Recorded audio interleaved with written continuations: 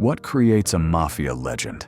Is it violence, money, fear, or is it something deeper? For decades, movies and internet culture transformed criminals into icons. Not heroes, icons. Men remembered for power, confidence, and presence. And somehow, millions of people became fascinated by them. Why? Because these characters represent something most people secretly want: respect, control, and the feeling of becoming untouchable. And maybe no movie captured this better than The Godfather. At the center of that story was Michael Corleone, a man who never wanted power at first. That's what made his transformation terrifying. Michael wasn't loud or emotional. He didn't need to scream to dominate a room. Somehow, that made him more dangerous. At first, Michael wanted a peaceful life away from crime. But power changes people slowly. The respect, the loyalty, the control, little by little. Michael became addicted to power. Every betrayal made him colder. Every victory pulled him deeper into darkness until eventually, he became the very thing he once feared. Then came Tony Montana from Scarface. Everything about Tony felt explosive. His anger, ambition, ego. Tony didn't want respect slowly. He wanted the world immediately. Money, power, luxury, status, everything. That's why Tony became iconic. Confidence is hypnotic. The way he walked, talked, acted like nobody could stop him. To millions of people, that feels powerful, especially in a world where most people feel invisible. But beneath all that confidence, Tony was paranoid and unstable. The more power he gained, the more dangerous he became. And that's the genius of Scarface. It makes success feel exciting before showing how destructive obsession truly is. Then came Thomas Shelby from Peaky Blinders. Thomas Shelby became one of the most influential male characters on the internet, not because of violence, but because of emotional control. He always looks calm, even during danger. The suits, the cold stare, the slow voice, everything about him feels controlled.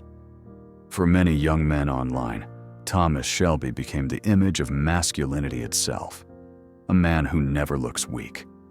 But the deeper you watch the series, the sadder his story becomes. Because Thomas Shelby is broken internally. War destroyed him psychologically. Violence became normal to him. Peace became impossible. Then we move away from fiction into reality. Names like Al Mencho became infamous online because they feel almost unreal.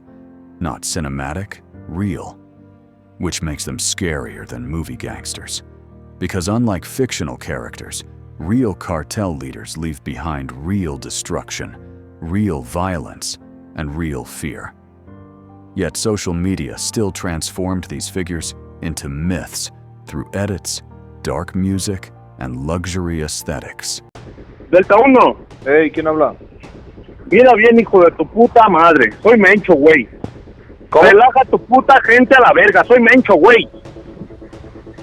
Relaja tus putas partidas, si no te voy a partir tu madre, tienes toda tu bola de perros. Te tengo identificado 30 güeyes. Hasta tus putos perros te voy a matar si no te relajas, güey. ¿Cómo ves? Ya está, señor, ahorita los bajo. Oh, no cuelgues, hijo de la verga. Te tengo ubicados en Chacala, güey. No le estoy colgando, le estoy diciendo, ahorita los bajo. Póngase bien las pilas, güey. ¿Qué se le cuesta ser amigo, cabrón? ¿Uno no se mete con ustedes para que se pasen de verga? No, señor, ahorita yo se las bajo. Pongan, mire, revíremeles a todos los hijos de su puta madre, porque todos agarran dinero y son buenos de puercos.